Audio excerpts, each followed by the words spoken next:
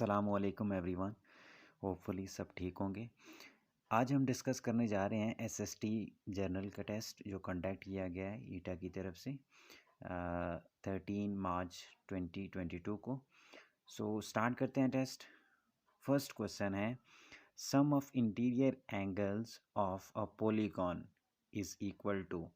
Polygon का angle जो है इंटीरियर एंगल वो अगर फाइंड आउट किया जाए तो कौन सा फार्मूला है। यहाँ पे n-2 ये करेक्ट फार्मूला है।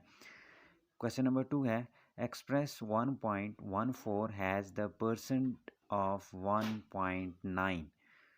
यहाँ पे सिंपली क्या करना था 1.14 divided by 1.9 multiply by 100।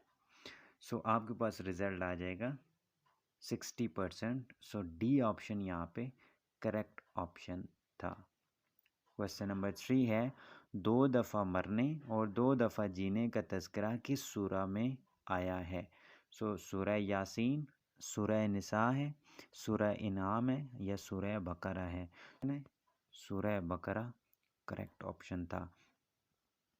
MCQs number 7 देख लेते हैं। An assessment is dash if it considerably achieves the same result with the same students. Option A है unreliable, B है valid, C है invalid और 6 है reliable. Option number D correct option था reliable। 8 MCQs है identify which from the following is not has informal assessment। informal assessment जो है वो कौन सी नहीं है इसमें से। फर्स्ट ऑप्शन है डिस्कशन, सेकंड है असेसमेंट, सी ऑप्शन है ऑब्जर्वेशन और डी है रेटिंग स्केल। ऑप्शन बी यहाँ पे करेक्ट ऑप्शन था असेसमेंट। MCQs नंबर 9 है pedagogy is the study of. बहुत इजी MCQs है। पेडागॉजी में हम किसके बारे में स्टडी करते हैं। यहाँ पे option number D correct option है टीचिंग मेथड के बारे में। अब नेक्स्ट MCQs पे चलते हैं। MCQs देख लेते हैं।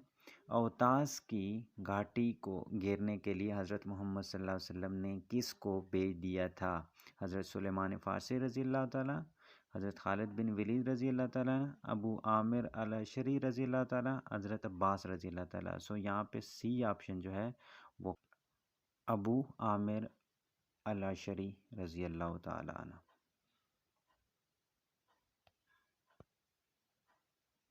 MCQs number his dash coat needs mending. Use the correct form of the present or past participles to find in the blanks. First है tattering, second है tattered, third है tatter या D option है none of above.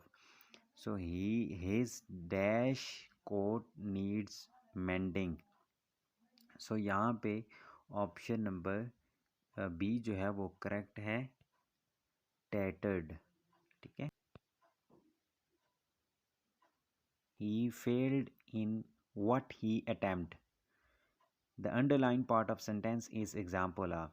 What he attempt किसकी example है। ये कौन सा नाउन फ्रेज है या एडजेक्टिव फ्रेज है, प्रीपोजिशनल फ्रेज है या वर्ब फ्रेज है। यहाँ पे व्हाट ही अटेम्प्ट जो है वो एडजेक्टिव फ्रेज है। ऑप्शन नंबर बी यहाँ पे करेक्ट ऑप्शन था। नंबर 7 है an assignment is dash if he considerably achieves the same result with the same student. Identify which from the following is not an informal assignment. MCQs number 9 pedagogy is the study of. D option है, ये हम already discuss कर चुके हैं। MCQs number 10 है attendance record question rating of students are the part of one of the following testing measurement evaluation. Option number C जो है वो करेक्ट है इवैल्यूएशन। MCQs नंबर 11 है, कवायद की रूह से वाह वाह क्या है। वाह वाह हम हंसने के लिए यूज़ करते हैं। सो ऑप्शन नंबर बी यहाँ पे करेक्ट ऑप्शन था, रूफुल अनसबात। क्वेश्चन नंबर 12 है, वो अल्फाज जो काफ़िए के बाद बार बार दोहराए जाएं डैश कहलाते हैं। जो बार बार दोहराए जाएं काफ़िए के बाद उन्हें कहते हैं रदीफ़। सो ऑप्शन नंबर बी यहाँ पे करेक्ट ऑप्शन था। नंबर 13 है, Taj Mahal was constructed in the memory of Mumtaz Mahal on the river of Ganga, Jamuna, Sutlej, Ravi. So option number B यहाँ पे करेक्ट ऑप्शन है, जमुना रिवर। नंबर 21 है, there is a possibility of rain tomorrow, choose the option that best meaning has the original one. So option number A है, it must rain tomorrow, it will rain tomorrow, it may rain tomorrow, it can rain tomorrow. So option number C यहाँ पे correct option है, it may rain tomorrow। ठीक है, possibility है, हो सके सुबह बारिश। ऑप्शन नंबर क्वेश्चन नंबर 22 है, the lion was killed by the hunter. By the hunter कौन सा फ्रेज कौन सा है, प्रीपोजिशनल, नाउन फ्रेज है, एडवर्ब फ्रेज है, कौन सा है। So option number A correct है, प्रीपोजिशनल फ्रेज है ये। शी इज़ टॉकिंग डैश मैविश, शी इज़ टॉकिंग टू, हमेशा टॉकिंग के साथ टू ही यूज़ होता है। सो यहाँ पे ऑप्शन नंबर बी जो है वो करेक्ट ऑप्शन था। He kept me, choose the correct option. He kept me waiting, waits. He kept me waiting. So option number 3 जो है वो correct option है, because ये continue sentence है। I know you don't like him, but that doesn't matter. Identify the type of sentence. So ये दो sentence को combine किया गया है, सो इसे हम कहेंगे compound sentence. So option number B यहाँ पे करेक्ट ऑप्शन है। MCQ नंबर 18 है, she laughed at the joke.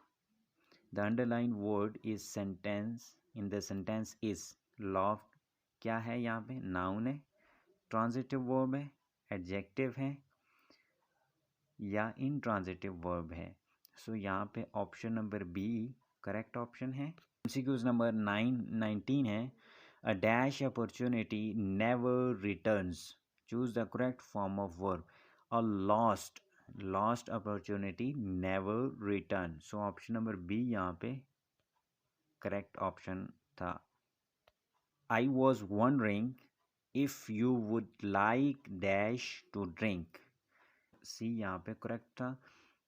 To something भी हो सकता है, एनीथिंग भी हो सकता है। So option number C correct option है। नंबर 23 है, and find the future pages white has snow, the underline part of sentence is an example of. So यहाँ पे ऑप्शन नंबर सी करेक्ट है। MCQs number, use the word opposite in the meaning of dignitary. A है common person, B है of original, C है notable, D है native. So यहाँ पे A option जो है वो करेक्ट है, कॉमन पर्सन। 25 है, the word success is the example of countable noun, compound noun, abstract noun, material noun. So option number C यहाँ पे करेक्ट है, एब्स्ट्रैक्ट नाउन है। Do you have dash broom, so do you have a broom? I dropped a piece of cake, एक piece है, सो a piece of cake होगा और broom के साथ भी आ ही लगेगा। सो ऑप्शन नंबर ए यहाँ पे करेक्ट ऑप्शन था। MCQ नंबर 27 है, Palvasha watched the children carefully. Has dash crossed the road. Has अब children हैं, so they crossed होगा, ज़्यादा है तो they crossed the road. So option number B यहाँ पे करेक्ट ऑप्शन था.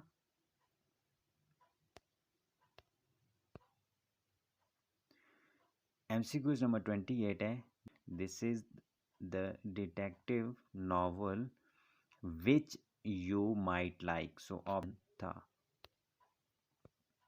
सो होपफुली आपको समझ आ गया होगा. ये पार्ट 1 है.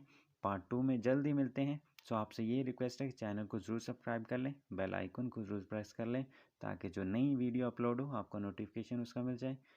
Thank you. अल्लाह हाफिज़.